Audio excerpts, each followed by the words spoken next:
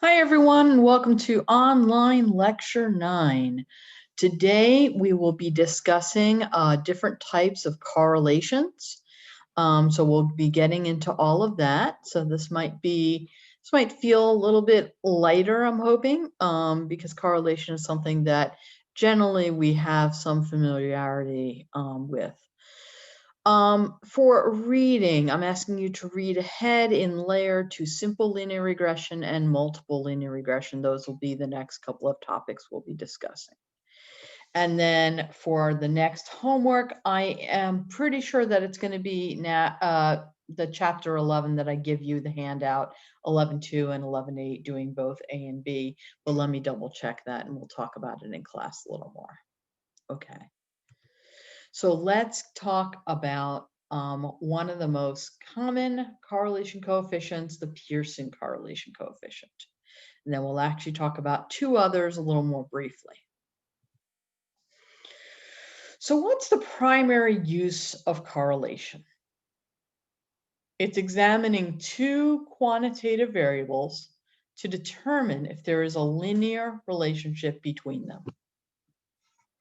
Okay, so quantitative variables, we have a sense for what that means. And a linear relationship, in other words, a line relationship. We're not looking for curves, we're looking for straight lines. Okay, all right. Now, if you have curves, that's okay too. It's just you wouldn't be using this kind of correlation to get at it. So what is new and different and exciting about the Pearson correlation coefficient? First of all, there are two continuous variables. Okay, that's kind of new because in the past we were typically working with one that was either one that was categorical and one that was continuous. Now it's going to be two continuous. It's used for linear relationships, not differences. Up until now, we've also only been talking about, is this different from that? Now we're going to look for relationships, associations. Here's one that's really big. The two variables are not going to be labeled as independent or dependent. The two variables are not going to be labeled as independent or dependent. So that is pretty big. Because it's going to have some important implications that we'll get to in a little while. So we're just going to have two variables. We just care if they're associated or not. Are they related to each other? Okay. All right. So let's talk about assumptions. First, your two variables should be measured on a continuous scale. So that means they're measured at the interval or ratio level is what we're looking for here. Okay, we want them on the interval or ratio level.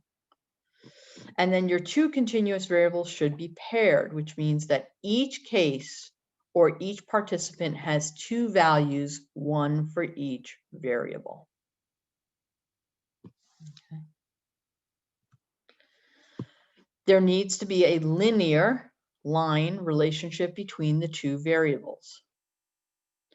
We want no significant outliers. And we typically need to satisfy the assumption of bivariate normality. Now, this can be a complicated assumption to actually test, and Laird recommends a simpler method to get at it. So that's the one that we're going to use for the purposes of this class. We'll follow along with that. Okay. So here's something you've probably heard before. Correlation does not equal causation, right? So if you found out that there was an association between cavities and vocabulary, I don't think you would jump to the conclusion that in order to decrease cavities, all we have to do is reduce young people's vocabulary. No, you would realize that both are associated with development, right? Development. So that's what's going on there. Ice cream consumption and shark attacks, well, just so happens those are correlated as well. And once again, you would probably realize that we don't need to actually give up ice cream consumption in order to reduce shark attacks. What's really going on is that they're both associated with warmer weather. Okay. And I have a few other fun examples for you. So let's go through those. Is Facebook driving the Greek debt crisis?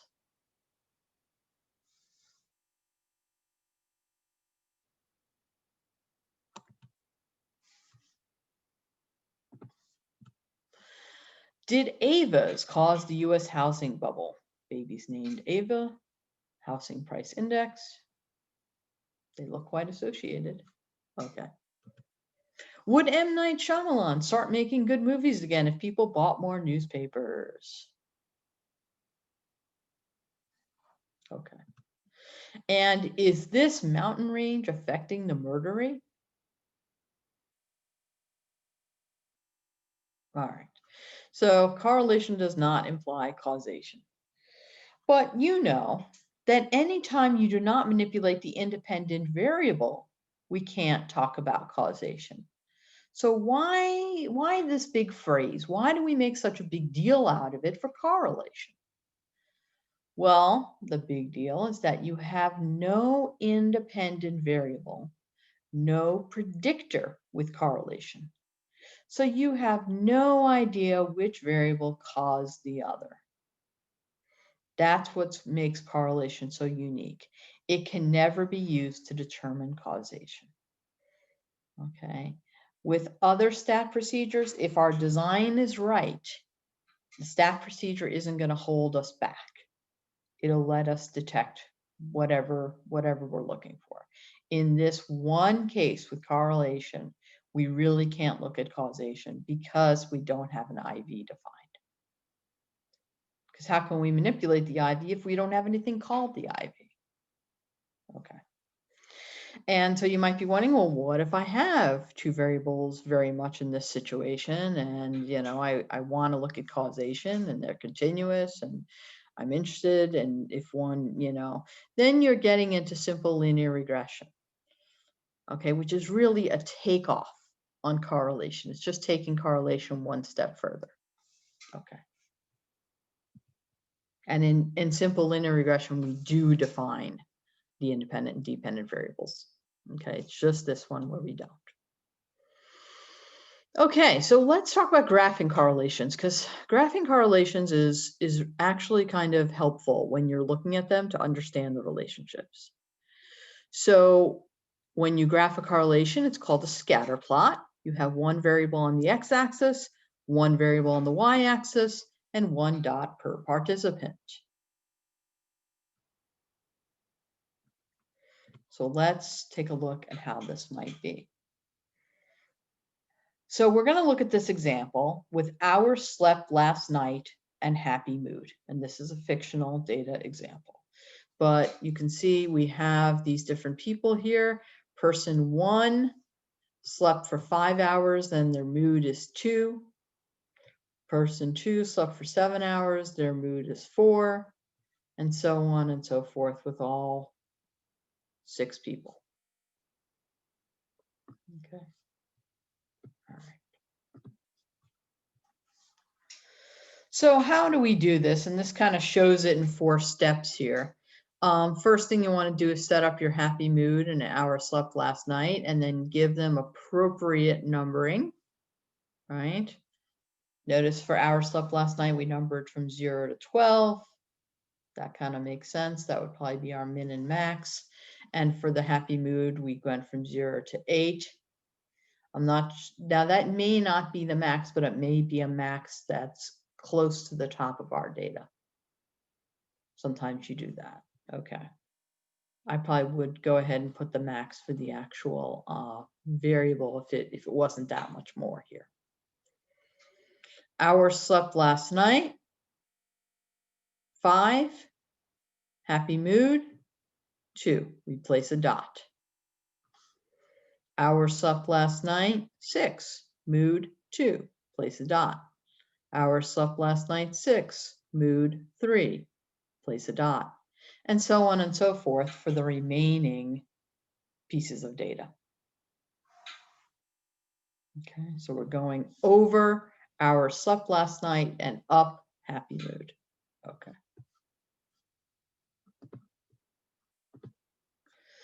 Here is just one more example just to make sure that this is feeling okay for you. And of course, I wouldn't really ask you to create one of these by hand or anything, but I will ask you to create them in SPSS. So I just want you to make sure you can understand how to read them and how to interpret them. And so again, you see person A is 1, 1 over 1 up 1. Person B is 1, 3 over 1 up 3. Person F is 7, 5 over 7 up 5. I had to kind of curve around. I think that's about right. Okay. That might be just a touch off on the graph there. But you get the idea. Okay.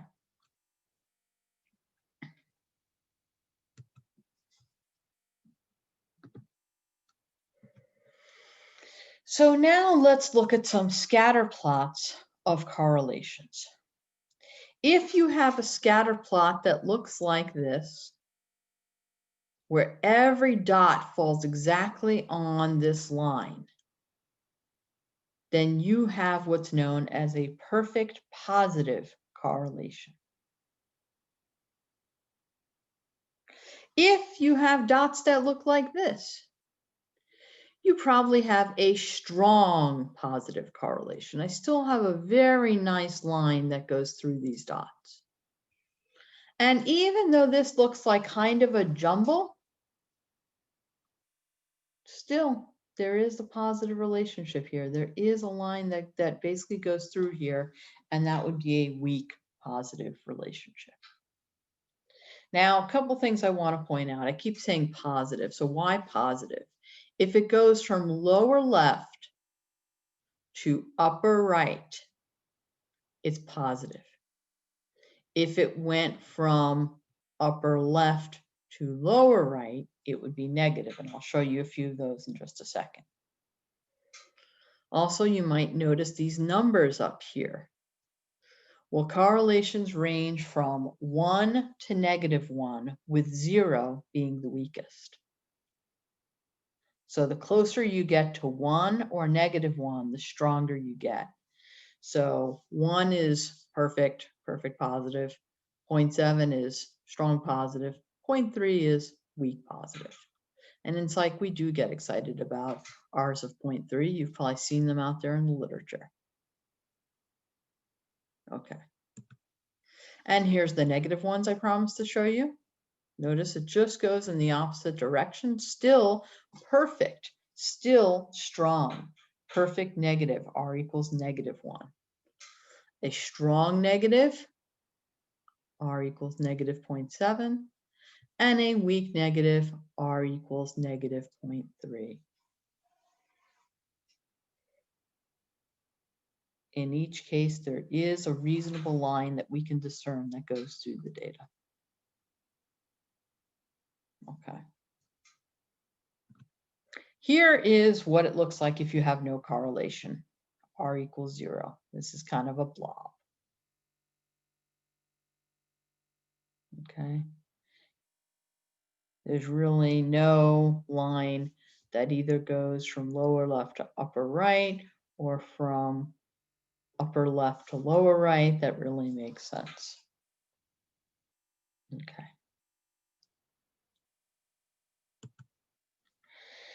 Now, this is a nonlinear relationship. Remember before I said you had to have a linear relationship? Well, I just want to show you what it looks like if you have a nonlinear correlation. It could be any kind of curve, right? It could be go down and back up, or up and back down, or anything you like. That's not this linear relationship. Okay. Okay, so I kind of shared some of this with you already, but let's go through it again because I think it's worth it and it's important. So remember, a positive correlation, both variables tend to increase or decrease together. So as one variable goes up, the other variable goes up. As one variable goes down, the other variable goes down. With a negative correlation, as one variable goes up, the other goes down. They're going in opposite directions. Okay. All right. So in our case, we were looking at, I believe, a positive relationship between sleep and happy mood. But had there been a negative relationship, it would just mean that as sleep went up, happy mood decreased. That would be negative. As opposed to positive, where as sleep goes up, happy mood goes up or increases. Okay. And then remember, the range of correlations is from -1 to +1, with +1 and -1 being perfect and strongest, and 0 being the weakest. Okay. Okay. So statisticians measure the direction and strength of a correlation with a statistic called the correlation coefficient, represented by the letter R. Okay, we have been and will continue talking about the Pearson correlation coefficient, at least for now. Okay. So let's talk through this example a little bit more. You have 6 students who reported the number of hours they slept last night and their mood. You believe that there is an association between hours of sleep and happy mood. Alpha is 0.05. So what's our alternative hypothesis? Pulling directly from the statement, we would say there is an association between number of hours of sleep and happy mood. The null, there is not an association between number of hours of sleep and happy mood. Two-tailed. Why? We didn't say the direction here. And I'll show you an example in just a second of when I do say the direction. But right now, I just said it's associated. You don't know if I mean positive or negative. If you knew if I meant a positive relationship or a negative relationship, then we would have one-tailed, okay? All right, so now let's change it up so you can see this example. You have 6 students who reported the number of hours they slept last night and their mood. You believe that as the students' number of hours of sleep increases, their happy mood also increases, alpha of 0.05.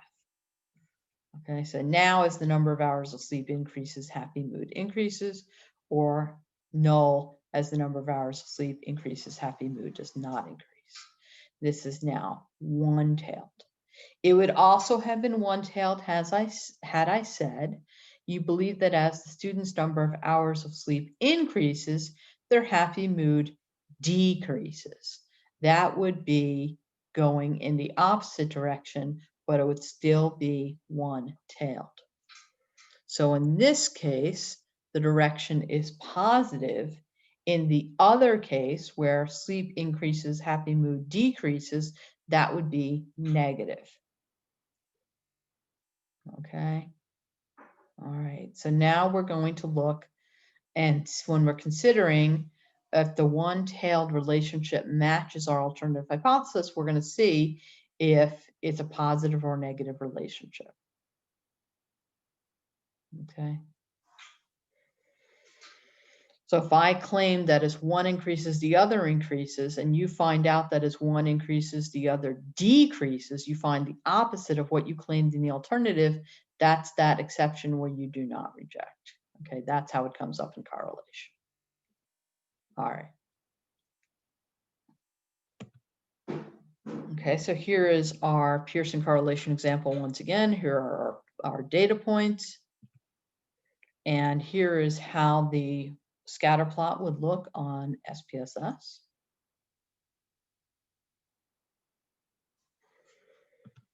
And here is how the output would look on SPSS. So what's nice about the output for our Pearson correlation is that it actually only involves a few numbers, at least to get the overall information. So Pearson correlation, you're looking between hours of sleep and mood. Between hours of sleep and hours of sleep, well, of course, that's one, because it's you're correlating something with itself. That kind of makes no sense. So I want you to look at this upper right cell. Or if you really prefer, you can look at this lower left cell. One of these two. They're the same. Don't look at the other two. Okay. So what's our correlation? 0.853. What's the significance? 0.031. P-value is 0.031. And our N is 6. So 0.853 is a strong, very strong correlation we talked about, right? Remember, 0.7 was considered strong, and this is even higher than that. So you might be wondering why our sig value is only 0.03. Like, why isn't it much lower? And the answer has to do with the fact that we only have 6 participants. Okay, had you raised a participant's number and changed nothing else, then your sig would decrease. Okay. Oh, I just want to point out one more thing here. Sorry. The sig value, the way you go from two-tailed to one-tailed, still the same. Divide by 2. Okay, so that nothing changes there. That's still the same rule. Okay. Okay, here's one more example for you. You have 8 participants who are exposed to 10 words a certain number of times, then asked to recall the words. You want to know if persons who received more exposures to the words recalled more words, and our alpha is 0.05. Data. And I'll admit, I really wanted to show you one with a negative correlation, so I fudged this a little bit to make it negative.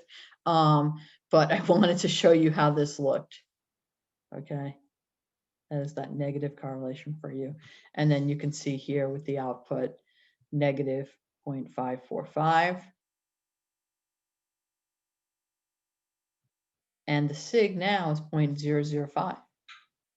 See, even though this Pearson correlation is not as strong as the last one, p-value is a lot lower. Look at our n. It's 25, not 6. So that's kind of interesting. Okay. All right. And as I mentioned before, in SPSS, you can always convert a two-tailed p-value to a one-tailed p-value by dividing by 2, dividing the p-value by 2. Okay. Coefficient of determination. What's this? The coefficient of determination means the proportion of variance accounted for by the relationship, and you get it by squaring r. It's r squared. If you have a perfect relationship, then it is 1 or 100%. If you have no relationship, then it's 0 or 0%.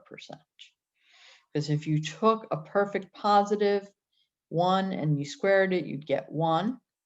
If you took a negative 1 and you squared it, you'd get 1.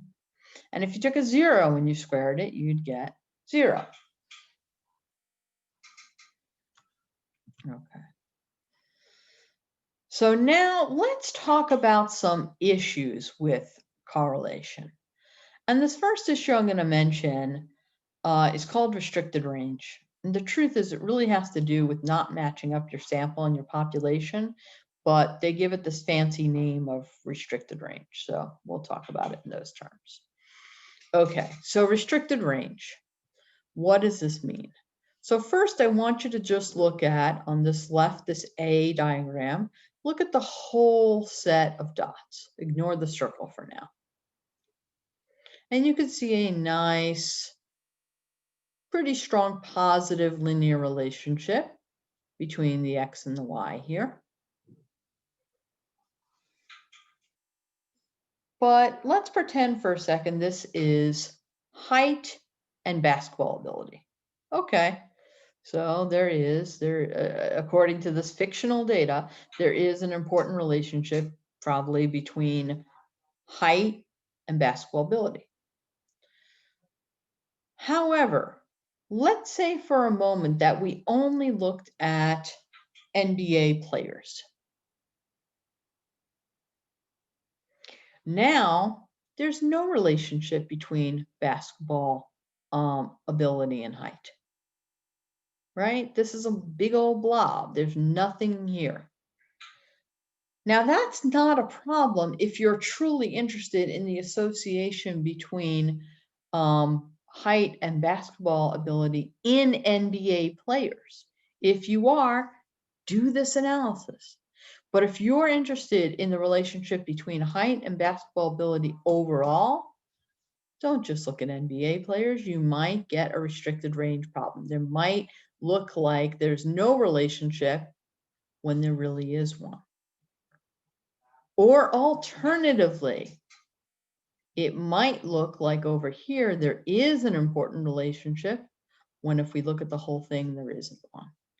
So like I said at the beginning, this is really a matter of matching sample and population. It's really a matter of matching sample and population. Because if you match what you're trying to pull from to what you're trying to generalize to, you won't really run into this problem. Okay. All right. But that's okay. We'll call it restricted range and we'll think of it as pulling from a very specific end of the population, our sample, and then only looking at them, but then trying to generalize to everybody. And that's where you run into this problem where you can not get a relationship, there really is one, get a relationship, there really isn't one. Okay. All right. The other issue I want to talk to you about with correlation is outliers. So let's look over here. Here we have 5 people, their data points, and we have R equals negative 0.08.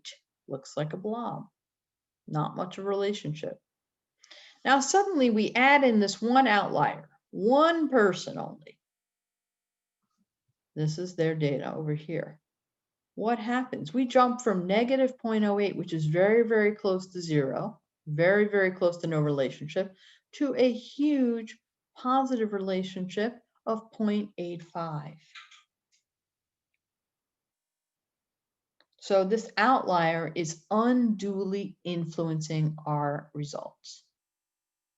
This outlier is unduly influencing our results. So a natural question that arises here is, so what do you do if you have an outlier? And there are some choices. We'll talk about those in layered. But one choice always is to run it with and without the outlier and see what kind of difference it makes. Okay. And if it makes a difference like this, then you have to, talk through that and discuss what's going on there. Okay. I used to think correlation implied causation. Then I took a statistics class. Now I don't. Sounds like the class helped. Well, maybe. Okay. Time for some layered. So let me go to a new share.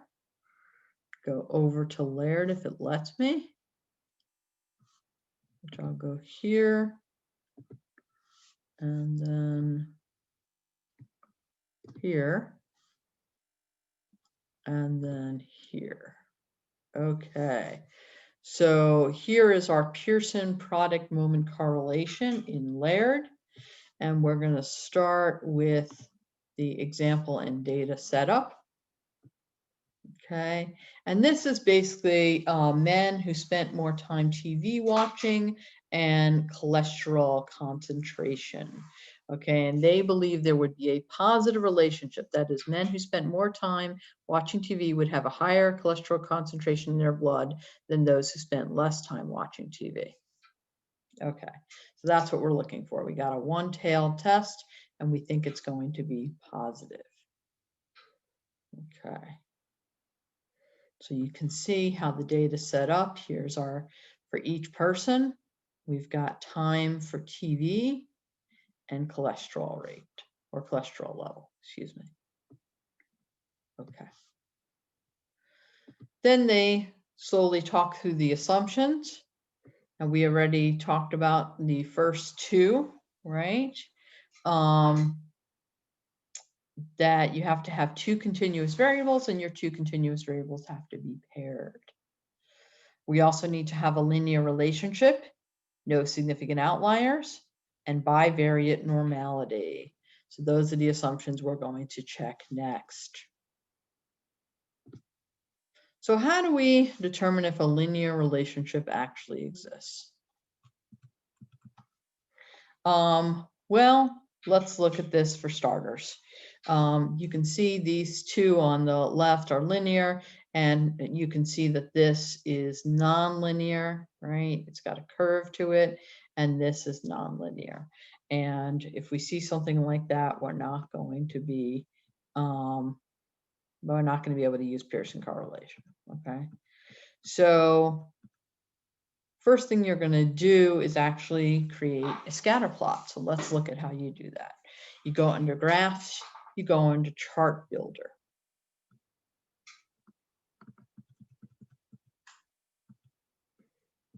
Okay. And then you're going to go down to scatter plot. And then you're going to drag this first one on the left into the center. Okay. So we went down to scatter plot, we drag this over. Then we're going to bring down time TV and cholesterol to the X and Y axes. Now you'll notice they brought time TV to the X-axis and cholesterol to the Y-axis. Did they have to do it that way?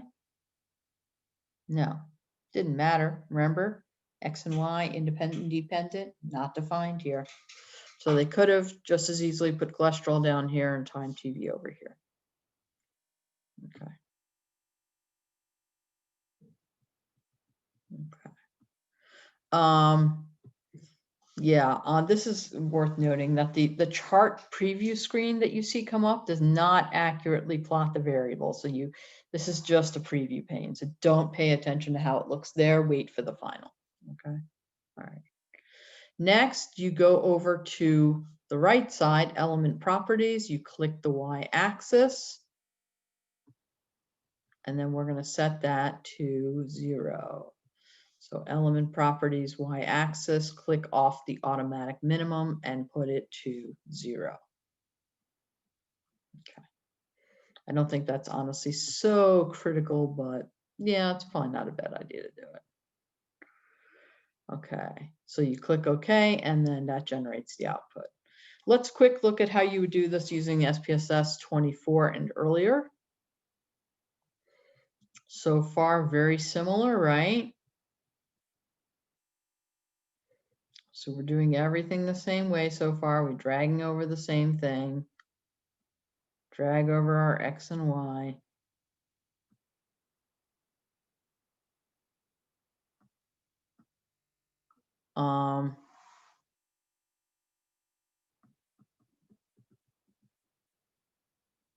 But now, under Edit Properties, there's a box located in the Element Properties dialog, and that's where we're going to put the Y-axis to 0. So this box pops out to the right, and that's where we can do it. Okay. All right.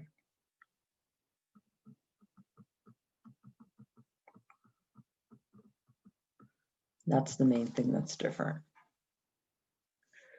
Okay.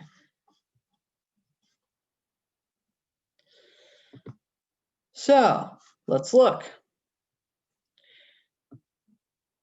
What do you think? Linear, nonlinear? Take a look at it. Takes a little bit of, I think, of looking at it, but I think you probably conclude that it is linear. I would agree that it's linear. By the way, this is what it looks like in 24. If you're curious to see, it's a little bit different, but gives you the same information. So Yeah, I would say that that's linear. Did they agree? I believe they did. Yeah, linear. So if you found a linear relationship, you've not violated the assumption of linearity and you can move on to testing for outliers. If you found a nonlinear relationship, you can again try to transform, that's always an option, or run a test that does not rely on the assumption of linearity, like the Spearman rank. Now there's still a different assumption for the Spearman rank that it may be that you can't really run much of anything for this. It depends on how the nonlinearity looks. So we'll talk more about that when we get to Spearman rank. Okay, all right.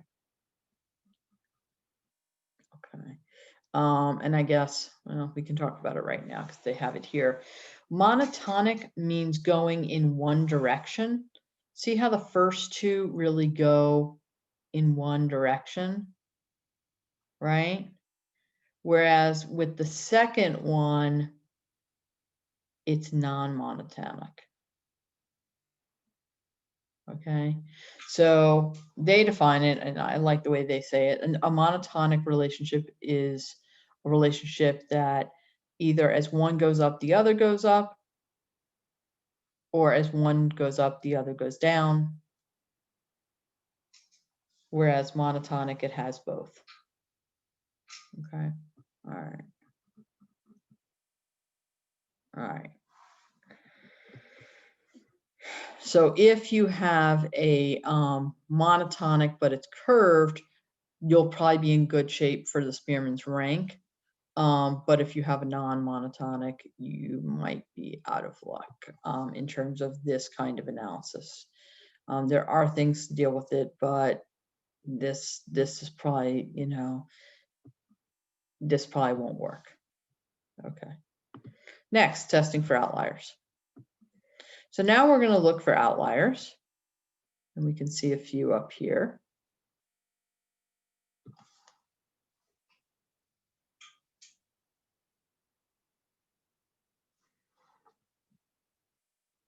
Okay.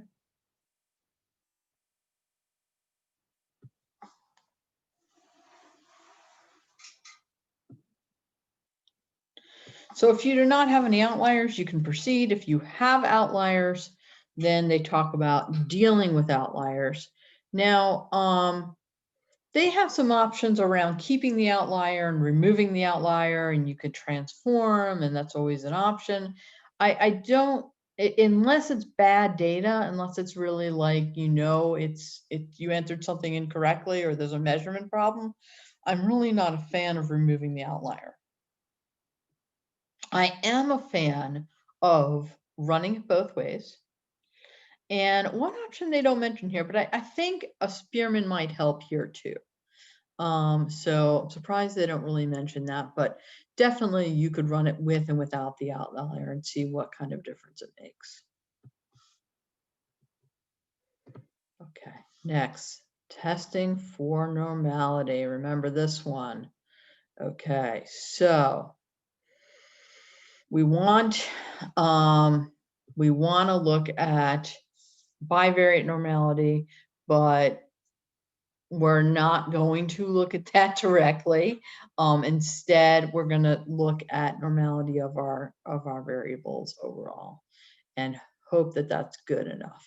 So this should be familiar to you. Analyze, descriptive, explore. We bring both variables into the dependent list. Both variables into the dependent list. And they're just pointing out if you have more than two, you can bring them all over. We're really just going to talk about two so far, but you can definitely do that. You can definitely work with more than two variables for Pearson correlation. Okay, then we go under plots. We take off the stem and leaf. We take off the factor one. All right, so we don't even need box plots this time. So you get rid of the box plot, you get rid of the stem and leaf, you put in normality plot with tests, and then they say to do the following. They say under display to just click the plots. If you want to, fine. It's no harm if it shows you the statistics as well. And I would probably just leave it as both, honestly. But that's their take. Okay. I don't think there's much harm in it printing out a little extra out, but okay. So now this is what we get. We get our Shapiro-Wilk once again. And you can see, thankfully, in this case, that they both did not violate the assumption of normality because they are both greater than 0.05. Okay, all right. Now we talk about the option if your data is normally distributed, we move on to the procedure. If it's not normally distributed, you can either transform the variables, run Spearman, which would be my recommendation, or run the Pearson anyway, because it's somewhat robust to deviations of normality, maybe. I'd probably run the Spearman at this point. Okay, that's what my recommendation. So really, if you miss any one of these three, then go to Spearman, unless you have that non-monotonic relationship. If you remember that, where it goes both up and down, then call it a day. Or, call it a day, at least for the purposes of this class. And then if you're into dissertation, then, then there are other ways to deal with it. There are things that can look at nonlinear relationships like those, like non-monotonic relationships. Okay. Okay, so here's our procedure. Analyze, correlate, bivariate. We bring over both our variables. We check off Pearson. It's probably already checked off, but just make sure it's checked off. Two-tailed. Notice, this is kind of cool. This is one of the only tests that I'm aware of where you can check off one-tailed and not divide by 2 if you wanted to. Okay, so that is an option for correlation. It's fine if you check off two-tailed and then just divide the p-value by 2. It's fine if you check off one-tailed. And then flag significant correlations will make your life a little easier if you keep that checked off. By the way, we're going to talk about Spearman in a little bit, and the only thing you change there is you click off Spearman instead of Pearson. Okay. All right. So we're bringing those variables over, and again, if you had more than 2, you can bring them all over. Make sure the Pearson box is checked. Then when you go under options this time, we're going to exclude cases pairwise. That's their recommendation. And the reason they say that, it really only matters if you have more than 2 variables like you do here. The reason they say that is if you're missing one on cholesterol. Okay, let's say this is an N of 30, except cholesterol, you only have an N of 29. Then any correlation with cholesterol will just have 29. But the correlation between time TV and CRP and time TV and tag and CRP and tag will all have 30. Now, it depends how you're doing this and why. That is a reasonable option. It's also perfectly reasonable that you might want all your ends to be the same so that you can talk about one sample. And then if that is the case, then I would exclude cases list-wise. That will keep everything to 29. Okay, so that's a choice. Okay. Okay. So now we're going to get into interpreting our results, and let's look at them. And you can see, in this case, we actually did have an N of 100.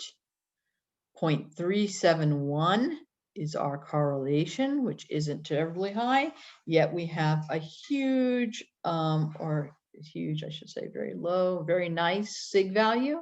P less than 0.001. Why? Because we have 100 people. Okay.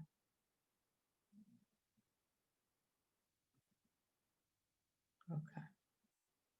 We already talked through how to interpret it. This is worth noting. The magnitude of the Pearson correlation determines the strength of the correlation. And this is provided by someone who's very good about these issues, Cohen. About effect sizes and those sort of things. If your correlation is between 0.1 and 0.3, it's considered small. If it's greater than 0.3, but less than 0.5, it's medium. And if it's greater than 0.5, it's large. And that's positive or negative. Okay. I don't know why they kind of did it funky here, but yes, positive or negative. And if you remember, the coefficient of determination is just R squared. Just square it. Okay.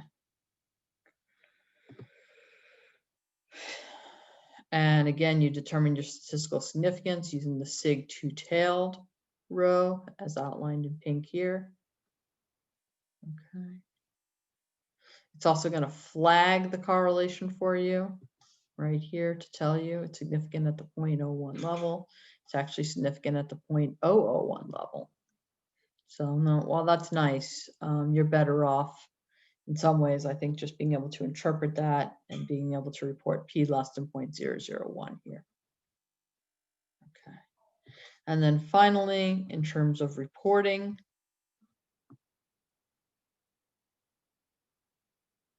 let's switch over to APA. You can see it's pretty short. So basically, a Pearson's product moment correlation was run to assess the relationship between cholesterol concentration and daily time spent watching TV in males age 45 to 65 years old. 100 participants were recruited. Preliminary analysis showed the relationship to be linear, with both variables normally distributed as assessed by Shapiro-Wilks test, p greater than 0.05, and there were no outliers. There was a statistically significant and moderate positive correlation between daily time spent watching TV and cholesterol concentration. R of 98 equals 0.37, P less than 0.001, with time spent watching TV explaining 14% of the variance in cholesterol concentration. That's one thing I want to go back and show you in just a second. How did I get that 98? Well, basically, for a correlation, it's n minus 2. So it was 100 people minus 2, 98. That's how you get that, okay?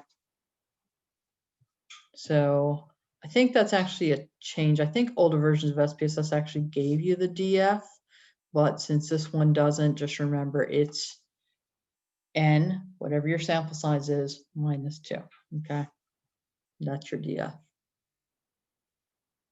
Okay, and then if it was not statistically significant, you can see that the first and second are very much the same, and the third is just showing you how you would report that.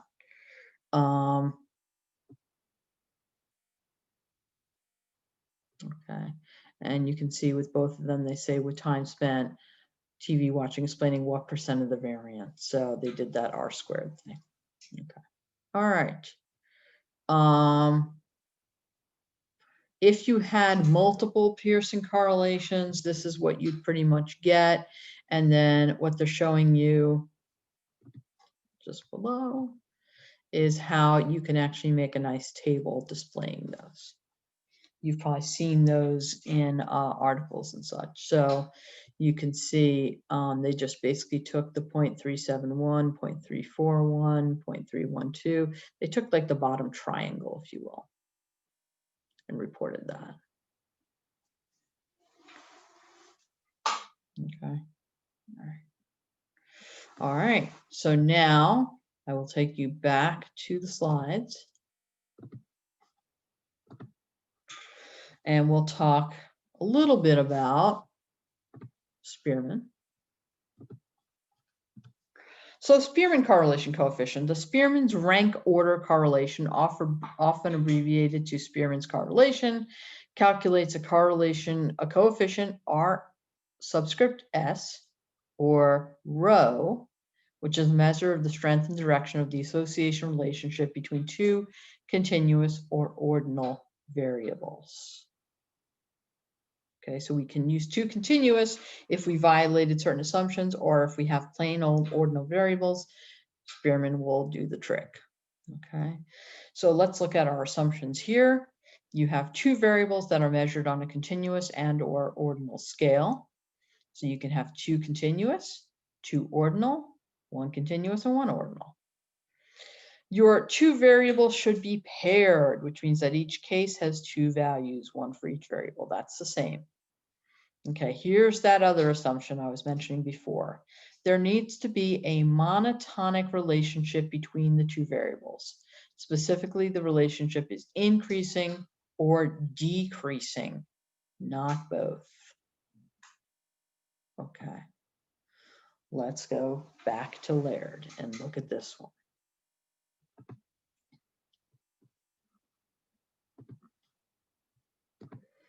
So I'm just going to switch over to, this was where Pearson's was, and here's where Spearman's is. And we will once again start with the example. And you can see it's actually the same example of time TV and cholesterol. And you can once again see the data. Okay.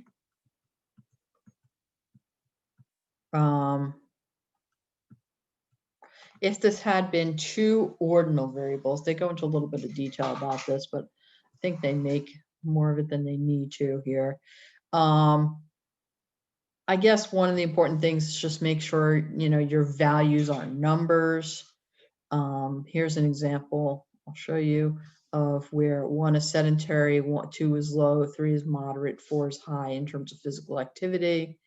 And then for pain, no pain, mild pain, moderate pain, strong pain, severe pain. Okay. All right. Our assumptions. Study design is first, that you have continuous or ordinal variables, and these variables represent paired observations.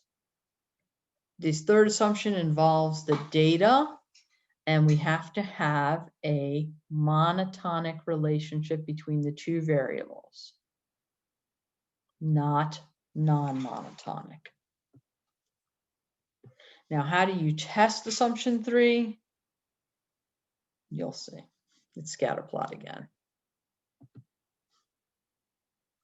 Okay. So graphs, chart builder. This is you can see it one more time in case you missed something the first time. Okay. This all comes up. You go down to scatter. You're going to drag that first graph into the big white area. Bring over your time, TV, and cholesterol. Doesn't matter which one you put on which axis. And then under element properties, you're going to go to y-axis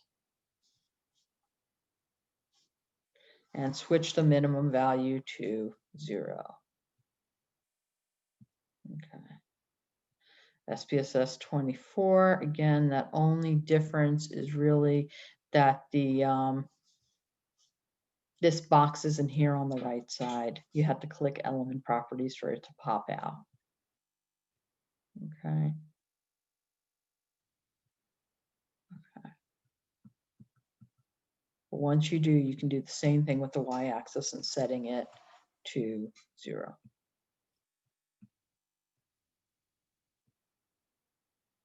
Okay, there you go. All right.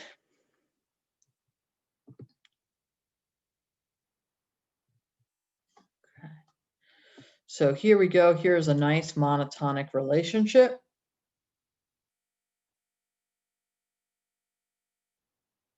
No problem. So if you have a monotonic relationship, you get to move on.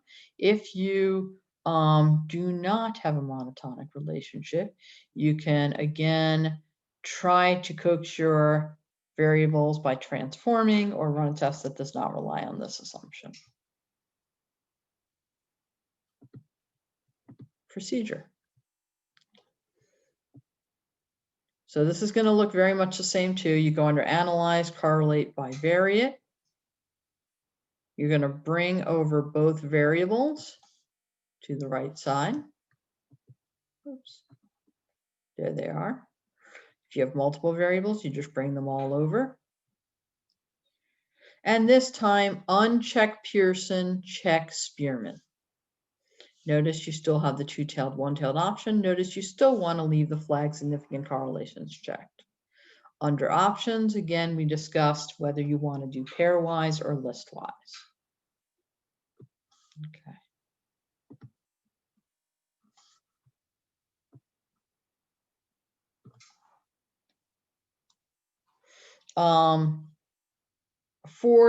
I just realized you probably want an answer for the purposes of this class. For the purposes of this class, go ahead and do it pairwise since Laird says to do it that way. But if it's your dissertation, you should really think through whether you might want to actually go with listwise. Okay. Interpreting results. So let's get into that. Look, it's very much the same as what you have for your Pearson correlation coefficient.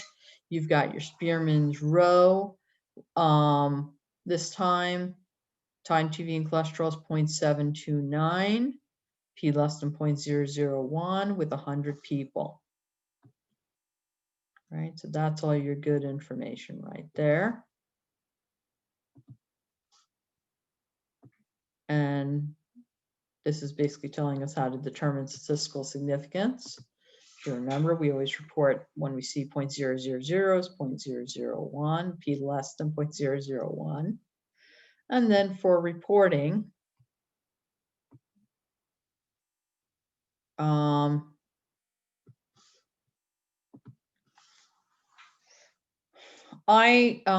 again, this is one where I would talk about the assumptions first.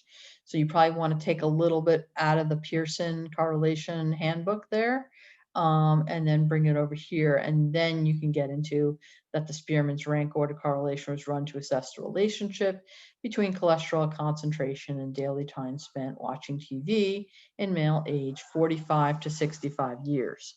100 participants were recruited. Preliminary analysis showed the relationship to be monotonic, good, as assessed by visual inspection of a scatter plot. There was a statistically significant, strong positive correlation between daily time spent watching TV and cholesterol concentration. RS, parentheses 98, remember it's N minus 2, so 100 minus 2, equals 0.729. That was right out of the output, comma, P less than 0.001. Okay. And same thing down here. I would not go ahead and report the R squared if you're doing a Spearman. Okay, I would not do that. I don't think that it really applies in the same way, and that's why I'm saying that. Okay.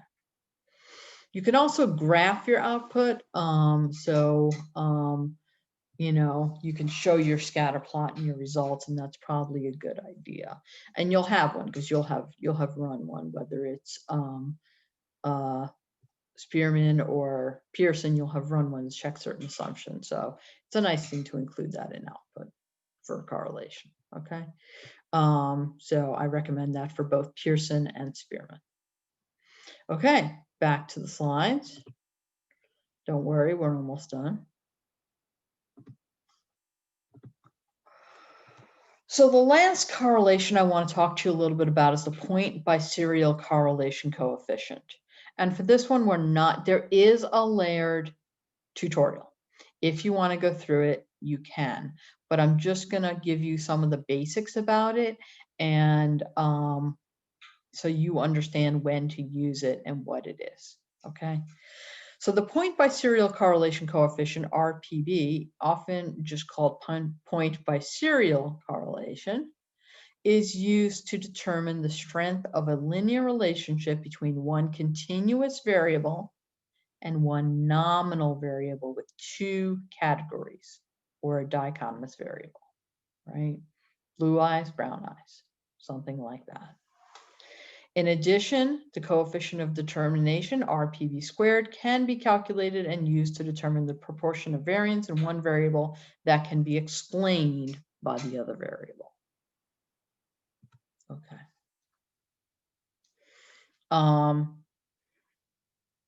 Assumptions. One of your two variables should be measured on a continuous scale at the interval or ratio level. And your other variable should be dichotomous. It is a nominal variable with two categories. It also should not be based on an underlying continuous distribution. It is a true natural dichotomy. Okay, so in other words, age would be an example of something you wouldn't want to use here. If you broke up age into older and younger, that's actually an underlying continuous distribution, which is age, right? So that's not a good choice here. What is a good choice here would be eye color, because that is truly natural dichotomy. Okay, your two variables should be paired, which means each case has two values, same as before. We want no significant outliers in the two groups of your dichotomous variable in terms of the continuous variable. You have homogeneity variance. The variance is equal in each group of your dichotomous variable. And finally, your continuous variable should be approximately normally distributed for each group of the dichotomous variable. So a couple of different assumptions here just to be aware of that you have to meet. Okay, so like I said, you can look at layered if you're interested in pursuing this particular one. If you feel like you have some reason, we can talk about it if you have additional questions about it. But this is the main stuff I just want you to be aware of with point by serial, like how it works and what are the assumptions. So that's all I have for you guys for today. And I look forward to seeing you in class on Wednesday. All right, be well.